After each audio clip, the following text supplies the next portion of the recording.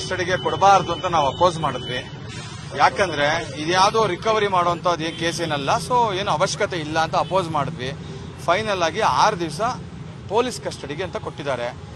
ಯಾಕಂದ್ರೆ ಇವ್ರು ಸೆಲೆಬ್ರಿಟಿ ಆಗಿರೋದ್ರಿಂದ ಇನ್ವೆಸ್ಟಿಗೇಷನ್ ನಾವು ಅಲ್ಲಿ ಹೋಗೋದೆಲ್ಲ ಕಷ್ಟ ಆಗುತ್ತೆ, ಸ್ವಲ್ಪ ಜಾಸ್ತಿ ದಿವಸ ಬೇಕು ಅಂತ ಕೇಳಿದ್ರು. ಅದಕ್ಕೋಸ್ಕರ 15 ದಿವಸ ಕೇಳಿದ್ವಿ, ನಾವು ಅಪೋಸ್ ಮಾಡಿದ್ವಿ. ಕೊನೆಗೆ ಕೋರ್ಟ್ ನಾವು ವೆರಿ ಕ್ಲಿಯರ್ ಆಗಿ ಹೇಳಿದ್ವಿ, ಪ್ರತಿ ದಿವಸ ಲಾಯರ್ನ ಮೀಟ್ ಮಾಡೋದಕ್ಕೆ ಪರ್ಮಿಷನ್ ಕೊಡಬೇಕು ಅಂತ. ಕೋರ್ಟು ಅದಕ್ಕೂ ಕೂಡ ಪರ್ಮಿಷನ್ ಪ್ರತಿ ದಿವಸ ಮೀಟ್ ಮಾಡೋದಕ್ಕೆ morning till 8 to 8:30 court permission ಕೂಡ ಕೊಟ್ಟರು.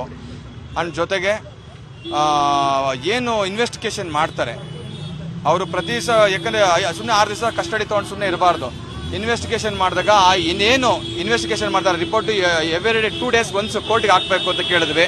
ಅದು ಕೂಡ 2 days ಒನ್ಸ್ ಇನ್ವೆಸ್ಟಿಗೇಷನ್ ರಿಪೋರ್ಟ್ನ ಕೋರ್ಟ್ಗೆ ಹಾಕೋದಕ್ಕೆ ಕೂಡ ಡೈರೆಕ್ಷನ್ಸ್ ಕೊಟ್ಟಿದ್ದಾರೆ. ಜೊತೆಗೆ ಯಾವುದೇ ಥರ ಇಲ್ ಟ್ರೀಟ್ಮೆಂಟ್ ಮಾಡಬಾರ್ದು, ಹಾಗೆ ಹೀಗೆ ಪ್ರತಿಯೊಂದು ಅವ್ರಿಗೆ ಹೆಲ್ತ್ ಸಂಬಂಧಪಟ್ಟಂಗೆ ಎಲ್ಲ ನೋಡ್ಕೊಳ್ಬೇಕು ನೀಟಾಗಿ, ಅದೊಂದು ಡೈರೆಕ್ಷನ್ಸ್ ಕೊಟ್ಟಿದ್ದಾರೆ.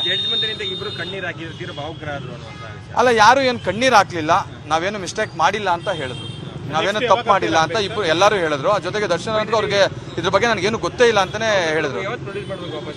6 ದಿವಸ ಆದ್ಮೇಲೆ, ಅಂದ್ರೆ ನಾಳೆ 6 days ಕಸ್ಟಡಿ ಕೊಟ್ಟಿದ್ದಾರೆ. ಇಲ್ಲ 6 days. ಖಂಡಿತವಾಗಿಯೂ ಅವರು, ಯಾಕಂದ್ರೆ ನಮ್ಮ ನಾಲೆಡ್ಜ್ ಪ್ರಕಾರ ಅವರು ಖಂಡಿತವಾಗಿಯೂ ಏನು ಮಾಡಿಲ್ಲ, ಖಂಡಿತವಾಗ್ಲೂ ಅವರು ಹಲ್ಲೆ ಮಾಡಿಲ್ಲ. ಆಮೇಲೆ ಇದರಲ್ಲಿ ಇನ್ವಾಲ್ವ್ಮೆಂಟ್ ಇಲ್ಲ. ಏನಂದ್ರೆ ಇವಾಗ ಯಾರೋ ಅವ್ರ ಫ್ಯಾನ್ಸೋ ಯಾರೋ ಏನೋ ಹಲ್ಲೆ ಮಾಡಿರ್ತಾರೆ, ಸೊ ಅದಕ್ಕೆ ಅನ್ನೆಸೆಸರಿ ಈ ಅವ್ರ ಜೊತೆಗಿರ್ತಕ್ಕಂಥವ್ರು ಎಲ್ಲರ ಹೆಸರು ತಾಳೆ ಹಾಕಿದ್ದಾರೆ ಇದರಲ್ಲಿ ಅಷ್ಟೇ. ಯಾಕಂದ್ರೆ ಇದರಲ್ಲಿ ಯಾವುದೇ ತರ ಇನ್ವಾಲ್ವ್ಮೆಂಟ್ ಅವ್ರದ್ದು ಇಲ್ಲ. ಅವ್ರು ಏನು ರಿಪೋರ್ಟ್ ಹಾಕ್ತಾರೋ ಹಾಕ್ಲಿ, ದೆನ್ ಕೋರ್ಟ್ ಅಫ್ಕೋರ್ಸ್ ಇದ್ದೇ ಇದೆ ನ್ಯಾಯಾಲಯ, ಅದ್ರಲ್ಲಿ ನ್ಯಾಯ ಸಿಗತ್ತೆ.